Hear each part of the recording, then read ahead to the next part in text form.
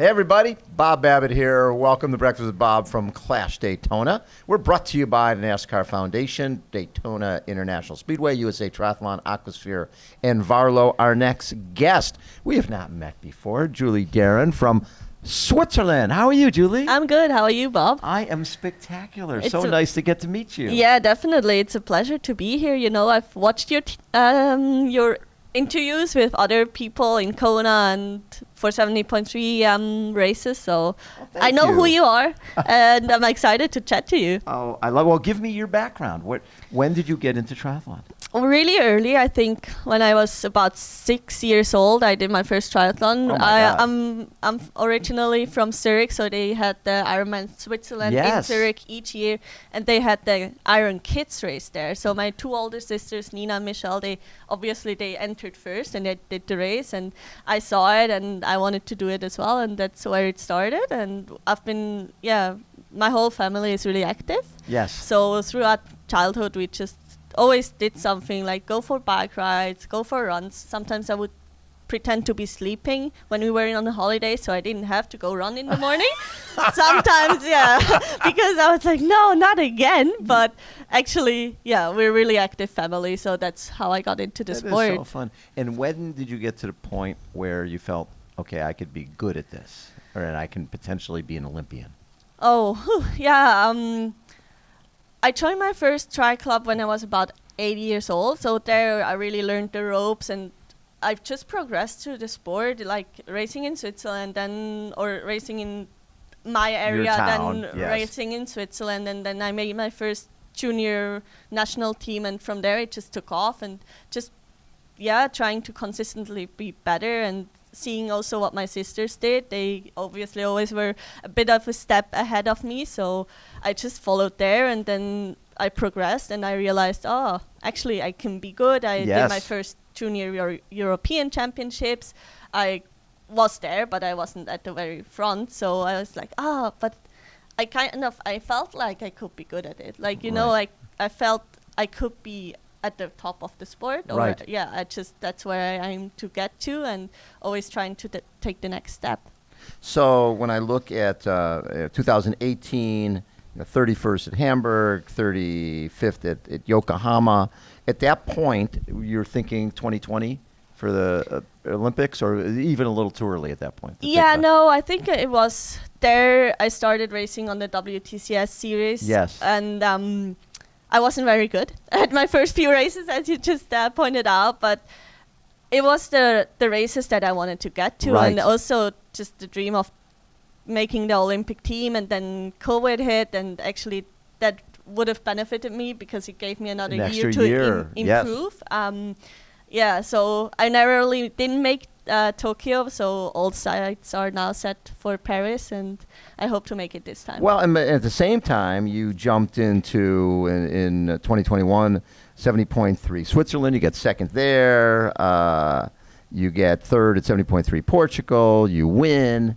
Is it Gerardmer, in France. Yes, you win that in France. Yeah. So that's a good year. And did you like the change from the Olympic format? I did. Actually, as I pointed out, I was not. I didn't get to go to Tokyo, so I was a bit disappointed after that. And we just tried to find a new challenge. And my coach has always said I'm made for the longer distances. I naturally stay, so we said, why not? Give it a crack and see how I go. And I enjoyed it, and I obviously do quite well at it as well. Yeah, obviously, because 2022 has been phenomenal. The balance here between 9th in Leeds and 13th in Hamburg, 5th at PTO Canadian Open, that's huge. Yeah, that was unexpected. I got the call from PTO to ask if I wanted to race there, and I thought, why not take the chance? It's all about taking chances, seeing how I do, and I didn't have the best bike that day, but my run was really strong, and I could finish far up, so that was exciting. Well, in that field, that's like a world championship field. Yeah, that was a bit intimidating. Yeah, and was that the biggest prize purse you ever won? Yeah, definitely. Oh, it's gigantic, right? Yeah. So that's also something we haven't had before, and I think the PTO is doing a really good job at promoting the sport. No question. And then to add to the year, you jump into Ironman Italy and get second and run a 2:57 off the bike and 8:43. Did you surprise yourself there?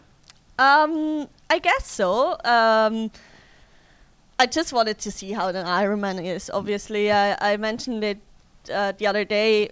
The first races that I remember watching are Ironman Kona and Beijing Olympics. So those two have always been in my mind. So to one day do an Ironman, that was definitely the goal. And the opportunity, it just fit well this year somehow. And I thought Italy is close to Switzerland, so let's try. And I actually was surprised that the bike wasn't as exhausting as I thought. Yes. And the marathon was definitely harder than I thought. So Yes. I'm happy to have finished in second, because the second half of the marathon, that was pretty brutal. Always and is. Yeah.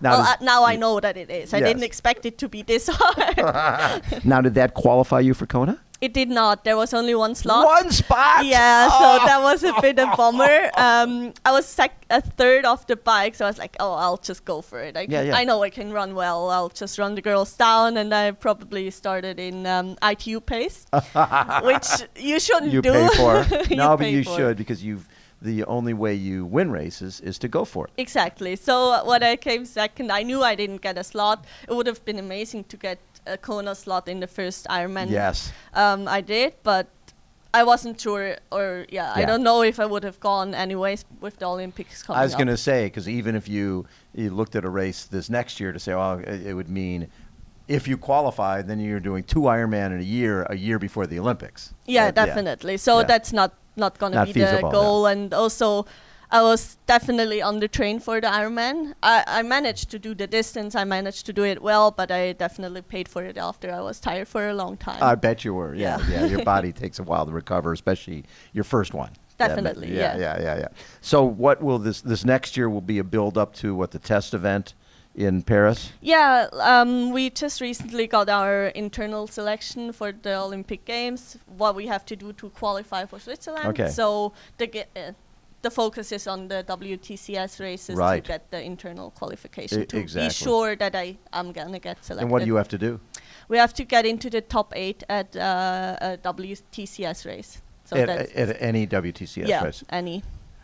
And then also the mixed relays, they are important. So if I get the chance to race in the relay, I want to show the best performance I can and show that I'm an asset to Team Switzerland. Have you done a mixed relay yet? Yeah, we did. We actually came third in the European Championships this summer as a team.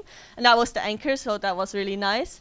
So the team relay, it's an exciting race. So fun. It's so fast, it's so dynamic, and it's also quite technical. Yes. Or tactical.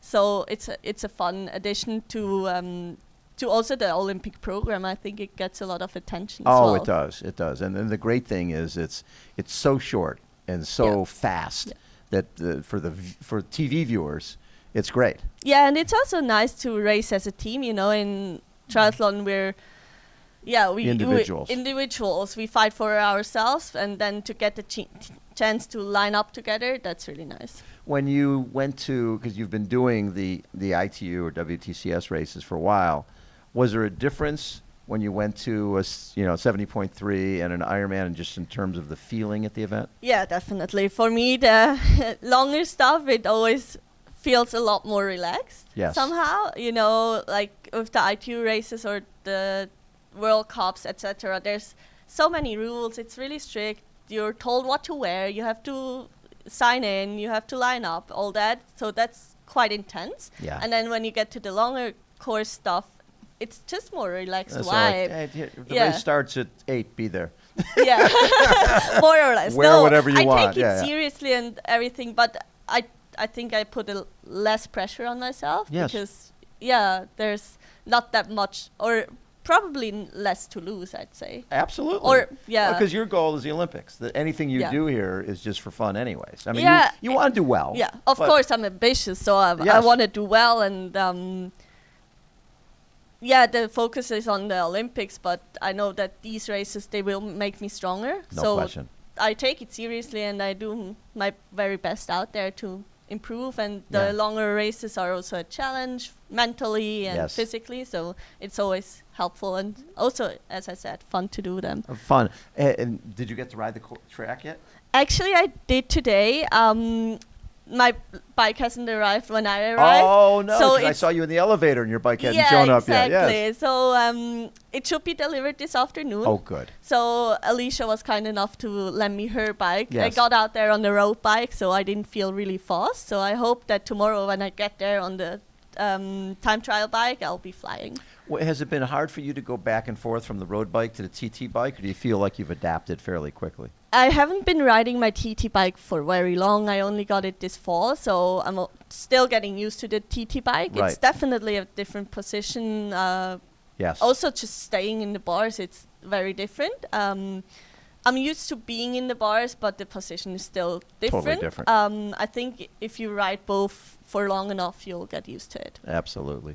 Julie, it is a treat to get to meet you and to chat with you. It was nice. We'll hopefully be doing a lot more over the years. Yeah, I hope so. Looking forward to seeing you again. Have a great time tomorrow. Thank you. Julie Derron has been our guest again. My name is Bob Babbitt. We're at CLASH Daytona. Hold on, everybody. We will be right